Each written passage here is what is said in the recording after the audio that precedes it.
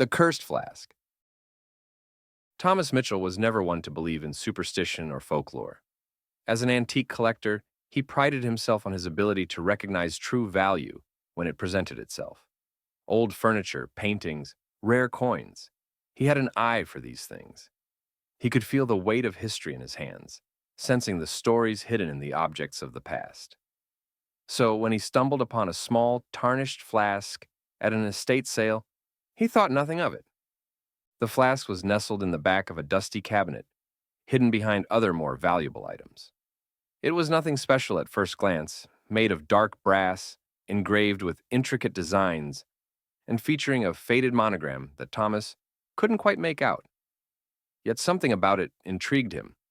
He purchased it for a meager sum, excited by the possibility of cleaning it up and finding a buyer who might appreciate it. The seller, an elderly woman with pale blue eyes, had warned him as he handed over the flask, "Be careful with that one, young man. It's never brought good fortune to anyone." Thomas chuckled at the old woman's words, dismissing them as nothing more than a strange superstition. What harm could an antique flask possibly cause? When he arrived home, he began to clean the flask, polishing it with a soft cloth. As the tarnish came away, the intricate designs became clearer, revealing symbols that seemed almost alive.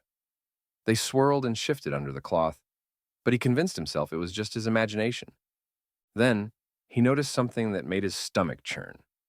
Beneath the surface of the flask's metal, faint scratches began to appear, as if they were being etched there by an invisible hand. The scratches formed words. At first they were hard to read, but slowly they became clearer. Blood. Vengeance. Forever. A chill ran down Thomas's spine. He set the flask aside, trying to ignore the unsettling feeling creeping up his back. But as the night wore on, something strange began to happen. The house grew unnaturally cold, and the air seemed to thicken as though the very atmosphere was alive. Strange noises echoed through the walls, whispers low and unintelligible, followed by the unmistakable sound of something scraping against the floor. That night, Thomas could hardly sleep. His dreams were plagued by dark figures, shadowy shapes that moved in and out of his vision, always just beyond reach. He awoke in a cold sweat, the echo of those whispers still ringing in his ears. But when he looked at the flask, it was as if nothing had changed. It sat innocently on the shelf, waiting. The next morning, Thomas found a note on his doorstep. The handwriting was messy, frantic, and smeared with what appeared to be blood. It read, "You have it. Get rid of it before it's too late. It's not just a flask, it's a curse. The last person who owned it, he killed everyone." Thomas was taken aback. Who would leave such a note? But the feeling in his gut told him something was wrong, something deeper than coincidence. He remembered the old woman's warning. He had to get rid of it, but something held him back. He had never owned anything so valuable. A part of him believed that if he could just figure out its history, its true story, the curse would be broken. Driven by a mixture of curiosity and obsession, Thomas began researching the flask. His search led him down a dark and twisted path, uncovering the flask's grim past. The flask once belonged to a man named Charles Granger, a notorious criminal from the late 1800s. Granger had been a thief, a murderer, and a man who had disappeared under mysterious circumstances. Rumor had it that he had used the flask to hold the blood of his victims, and that he had cursed it to keep his vengeful spirit alive long after his death. The more Thomas learned, the more the whispers grew louder. They filled his mind, became part of his thoughts, until he could no longer tell where his own voice ended and the curse began. The flask seemed to call to him. Its presence was unbearable. His dreams became more vivid, more violent. He saw Granger's face twisted in rage, his hollow eyes glaring through the veil of time. One night, Thomas found himself standing before the flask again, unable to resist its pull. His hands trembled as he reached for it, lifting it to his lips as if in some hypnotic trance. A voice, low and raspy, echoed in his mind. "Drink, drink, and you will be free." Without thinking, he unscrewed the top and brought the flask to his mouth. The cold metal burned against his lips, but he drank. At first, there was nothing, just the strange metallic taste of old brass. But then, something inside him began to twist, a pain so sharp it felt as if his very soul was being torn apart. His vision blurred. He staggered back, dropping the flask, his chest heaving as his body fought against the overwhelming sensation. The whispers turned into screams. They filled his head, clawing at his mind, begging him to finish it. He fell to his knees, clutching his head as the pain intensified. The walls around him seemed to bend and warp, and shadows rose from every corner, curling and twisting like living things. He could see the face of Charles Granger now, grinning at him from the darkness, his eyes wide with malevolent joy. Now you belong to me. The last thing Thomas saw before the darkness consumed him was his reflection in the polished surface of the flask. His own eyes were no longer his own. They were black, soulless, just like Granger's. The flask had claimed him. After Thomas's fateful decision to drink from the flask, the curse that had long laid dormant within its cold metal seemed to awaken with a vengeance. For days, he lay in a fevered stupor, his body racked with pain, as though the blood he had consumed was not his own, but that of someone far older, more sinister. He was tormented by hallucinations, visions of Charles Granger, staring at him with hollow eyes, watching him from every corner of his home. The shadows that once lingered now moved with purpose, crawling across the walls, whispering his name in voices that seemed both far too close and unbearably distant. When Thomas finally managed to pull himself from his bed, he staggered toward the mirror. His reflection was no longer just his own. It was something darker.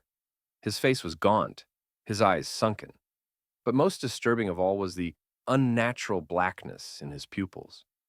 It was as though the flask had stolen the very light from him, replaced by something void-like and malevolent. The flask, now resting on the mantel, seemed to watch him, its metal surface gleaming with an eerie, almost sentient shine. It beckoned him, its whispers continuing, ever louder. They told him things he couldn't comprehend, things that burned into his soul and rattled the very foundation of his being. You can never escape. You are mine now. His every attempt to rid himself of it failed.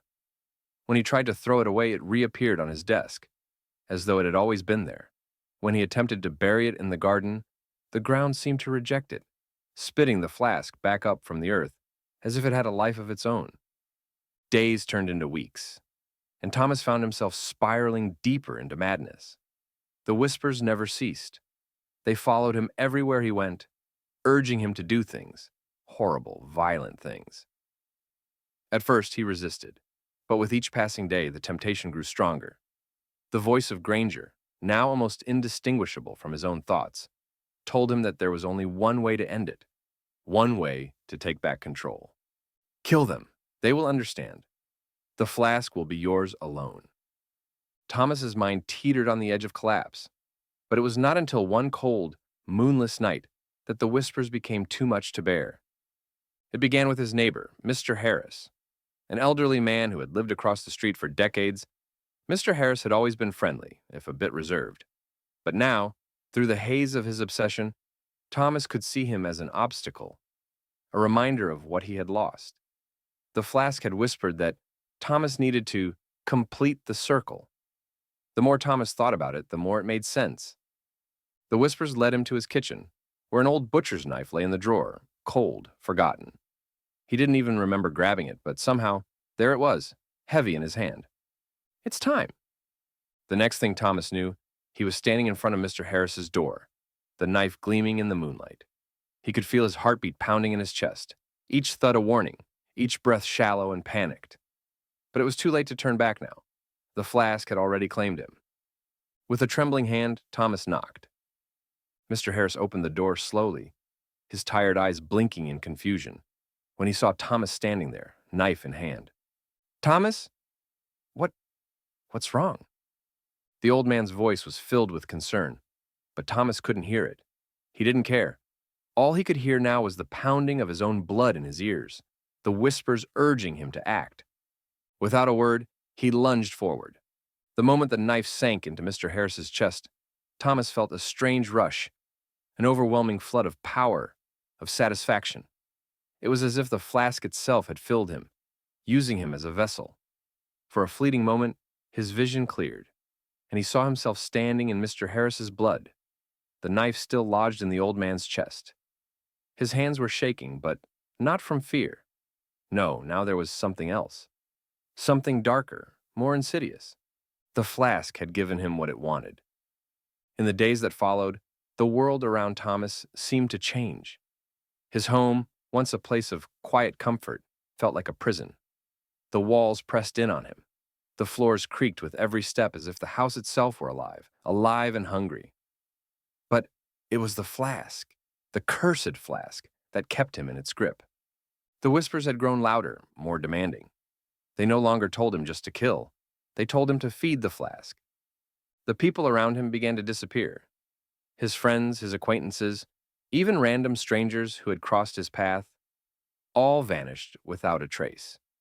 And with each disappearance, the flask seemed to grow more powerful. The whispers became a constant hum, filling his thoughts with their commands. It wasn't just the murders anymore. The flask had more in store for him. Thomas found himself standing in front of his bathroom mirror one night, staring at his reflection. He didn't recognize the face that stared back at him. His once brown hair was now streaked with gray, his skin gaunt and pale. His eyes were wide and black, hollow, devoid of life. Then he saw it. Behind him, reflected in the mirror, stood the figure of Charles Granger. The criminal was dressed in tattered clothes, his face twisted with a grotesque grin, eyes gleaming with the same blackness that had overtaken Thomas. Granger's lips moved, but it wasn't his voice that Thomas heard. It was the voice of the flask. "You are mine now, Thomas. You'll never be free. Not until it's all finished." With each passing day, the curse tightened its grip on Thomas. He was no longer the man he had once been. He was a mere vessel for something far older, far more evil than he could ever have imagined. The last straw came one fateful evening when Thomas received a visit from his younger sister, Emma, who had been worried about him for weeks. She had heard the rumors of his strange behavior, of the people who had gone missing around him. Emma had tried calling, but when that failed, she came to check on him in person. When she entered the house, she immediately sensed something was wrong. It was colder inside than it should have been, and the house seemed off. Thomas stood in the hallway waiting for her. His eyes were hollow, and there was a strange, almost predatory gleam to them. He stepped forward, his hands trembling, but not with fear. No, something else controlled him now. "You shouldn't have come, Emma." The words escaped his lips like they were not his own.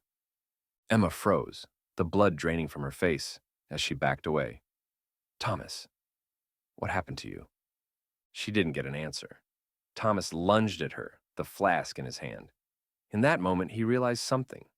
The flask's curse was no longer satisfied with just blood. It wanted souls. It needed Emma's soul to complete the cycle, to ensure that its power would never fade. As he raised the flask above her, Emma's terrified scream echoed through the empty house. The flask, its metal gleaming like a jagged grin, seemed to absorb her cry. And in that moment, Thomas lost all semblance of humanity.